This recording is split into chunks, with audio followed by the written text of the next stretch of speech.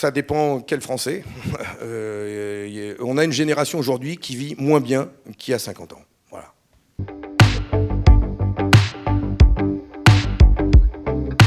Le nombre d'hectares dépend de la culture. Et donc, je l'ai dit, moi je préfère soutenir des exploitations à taille humaine, des exploitations familiales. Je souhaite que les aides de la PAC aillent à l'actif et pas au nombre d'hectares. Et qu'on soutienne d'abord les 60 premiers hectares. Ce que vous appelez les fermes-usines, c'est quoi? Bon, pour moi, une ferme-usine, c'est quand les animaux ne voient pas le jour, c'est quand ils sont les uns contre les autres et qu'ils ne sont pas élevés dans de bonnes conditions. Et donc j'ai pas mis de limitation, on n'y a pas travaillé. Et franchement, ça se discute avec la profession, filière par filière. C'est pas l'État qui va tout...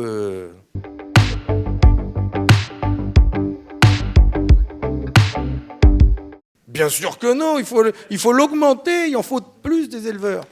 Sinon, on ne va pas pouvoir nourrir tout le monde, sinon on va devoir importer de l'étranger ou faire des steaks protéines avec du soja dedans. C'est pas possible, ça. Donc, on peut manger de la vraie viande quand même, avec du vrai beurre.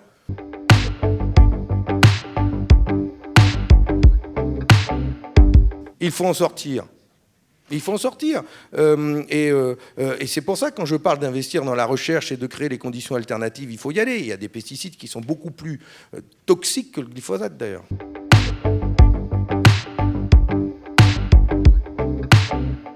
À terme, il faut. J'ai parlé de pesticides bio.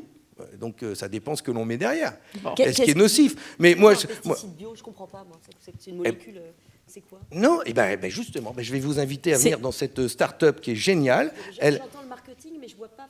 Eh ben, en fait, elle n'utilise pas de produits chimiques, elle utilise des produits naturels qui arrivent à combattre une bactérie qui vient s'implanter sur la pomme, sur le pied de vigne, et qui n'utilise pas de produits nocifs, toxiques. C'est un produit de biocontrôle.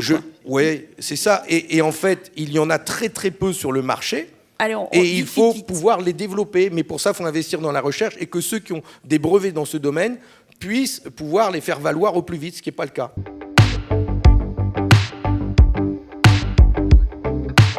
J'ai deux types de poiriers, j'ai de la rhubarbe, mais j'ai pas un grand jardin, mais j'ai des fruits pour pouvoir faire ma propre confiture et j'adore ça.